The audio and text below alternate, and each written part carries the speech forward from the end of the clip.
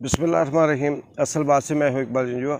नाज़रीन, कल अफसोसनाक वाक़या बाग में पेश आया। 76 कत्ल केस के बाद ये दूसरा दर्दनाक और एक नौजवान का कत्ल है जो इस तरह से सरेआम हुआ और जो पूरे बाग में आप कह सकते हैं कि एक शोक का मंजर था।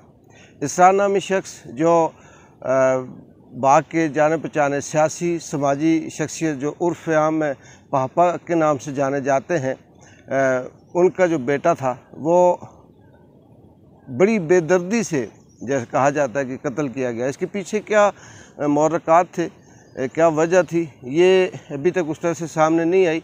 लेकिन जो चीज़ इस वक्त तक आई है वो यही है कि वो जैसे ही गाड़ी से उतरे 8-10 बंदे थे, उन्होंने उन पर हमला किया और ये सारे जानने वाले थे। ये नहीं था कि कोई दहशत का ग्रुप या कोई अननोन बंदा था, सब एक दूसरे को जानते थे।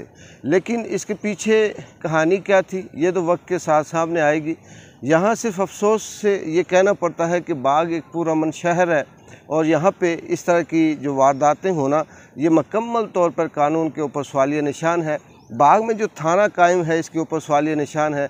एसपी डीएसपी जो बैठे हुए हैं इनके ऊपर सवालिया निशान है। डीसी यहाँ पे जो बैठा हुआ है इसके ऊपर सवालिया निशान है। 76 कत्ल केस, अहमद यूसुफ कत्ल केस, नौजवान लड़का था, ज़ाहिर है गरीब फैमिली से ताल्लुक़ रखते थे, उनके साथ उस तरह से एहतजाज भी नहीं हो सका और फिर वो कातिल आज तक सामने नहीं आए।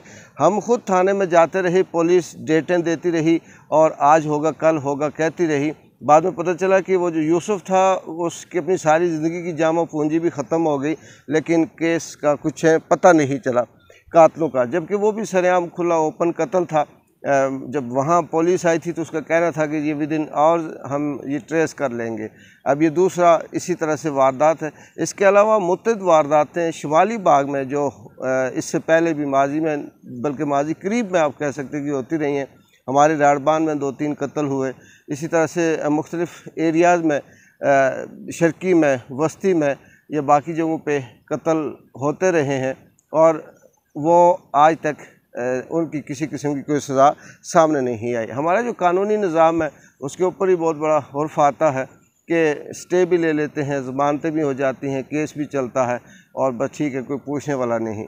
लेकिन मुझे उम्मीद है कि ये जो इसरार कत्ल केस है, इसरार चुगताई, ये सलीम साहब जो सियासी शख्सियत भी हैं, समाजी भी हैं, जाने पहचाने भी हैं, मैं सलीम उर्फ़ पापा से भी ये गुजारिश करूँगा कि प्लीज़ आपके अगर बेटे के कातिल गिरफ़्तार भी हो जाते हैं तो आप इसको किसी मंतकी अंजाम तक पहुँचाइएगा।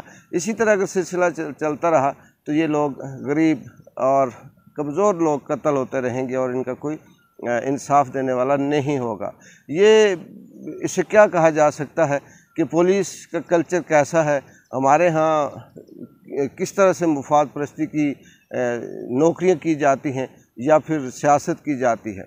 इस हट के दूसरी बड़ी ख़बर कि हस्बे रवायत सियासतदान जो अपना आप दिखाते हैं, आज़ाद कश्मीर के अंदर भी तनवीर इलियास की नाअहल होने के बाद फिर से एक सिलसिला जोड़ तोड़ का ख़रीदो फरोख्त का शुरू हुआ और उसमें 2 बड़े ब्रोकर्स बारिश सुल्तान महमूद और ख़ुद तनवीर इलियास, ये दोनों थे। इनके पास पैसा था।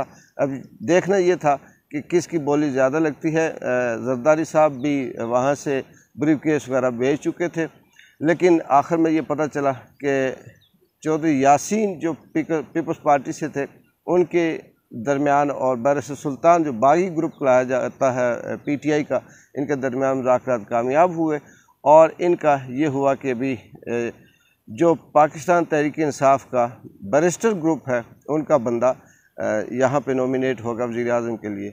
लेकिन इससे मैं नाज़रीन आपको एक बात भी बताता चलूँ कि अंदाज़ा कर लें कि इससे ये लगता है कि यहाँ पे सियासत आवाम के लिए नहीं हो रही, सियासत मुल्क के लिए नहीं हो रही, सियासत किसी खिदमत के लिए नहीं हो रही, बल्कि ये सियासत अपने मुफाद के लिए और अपनी जो पग ऊँची करनी है, जो अपनी दुश्मनियाँ हैं वो लेने और दिखाने के लिए हो रही हैं। बारिश सुल्तान महमूद चौधरी जो सबको मुतवक्का था कि वो बागी ग्रुप हैं, उन्होंने तनवीर इलियास से क्या बदला लेना था ये वही बता सकते हैं। लेकिन पाकिस्तान के साथ साथ आज़ाद कश्मीर में भी जो सियासी बहरान है उसको बरकरार रखने में عدلیہ کا بھی ہاتھ ہے، اسٹیبلشمنٹ کا بھی ہاتھ ہے، اور پاکستان کے کو کمزور کرنے کے لیے، پی ٹی آئی کو کمزور کرنے کے لیے آزاد کشمیر کی جو حکومت تھی اس کا تختہ بھی اسی طرح سے الٹا گیا۔ یہ سارا کھیل کون کھیل رہا ہے، کیسے کھیلا جا رہا ہے، بچے بچے کو پتہ ہے کہ یہاں پہ کس طرح سے عمران خان کو نیچا دکھانے کے لیے یا ہرانے کے لیے یا الیکشن ملتوی کروانے کے لیے اور اپنی اس خوفناک شکست سے بچنے کے لیے پی ڈی ایم یہ سارا کام کہاں سے کر رہی ہے، کیسے کروا رہی ہے، پاکستان میں بھی اور کشمیر میں بھی یہ اس کا سارا کھیل رچا رچایا ہے۔ اب کل اگر بیرسٹر کا کوئی جو باغی گروپ ہے ان کا وزیر اعظم بنتا ہے تو پھر بھی کوئی اس خطے کو یا کسی اور کو فائدہ نہیں ہے، البتہ اس باغی گروپ کو فائدہ ہو سکتا ہے، عوام کے لیے بھی کوئی اس میں بڑی ریلیف نہیں آئے گی۔ اور تنویر الیاس ابھی تک اس کا کوئی انقلابی قسم کا بیان سامنے نہیں آیا، دیکھتے ہیں کہ وہ آنے والے وقت میں کیا اسٹریٹجی اپناتے ہیں اور کس طرح سے اس سارے میدان میں واپس آتے ہیں۔ اور ایک بار پھر سلیم چغتائی صاحب کے ساتھ اظہار ہمدردی کرتے ہوئے، اسرار کا قتل کیس سب کے سامنے ہے، قاتل کون ہے سب کے سامنے ہے، اس میں سے کچھ رات کو گرفتار ہوئے، کچھ ہو جائیں گے، ظاہر ہے اس کے پیچھے احتجاج ہے، پوری رات باغ جلتا رہا، جاگتا رہا، باغ کے جو شہری تھے اس حوالے سے احتجاج کرتے رہے، صحافی بھی ساتھ تھے۔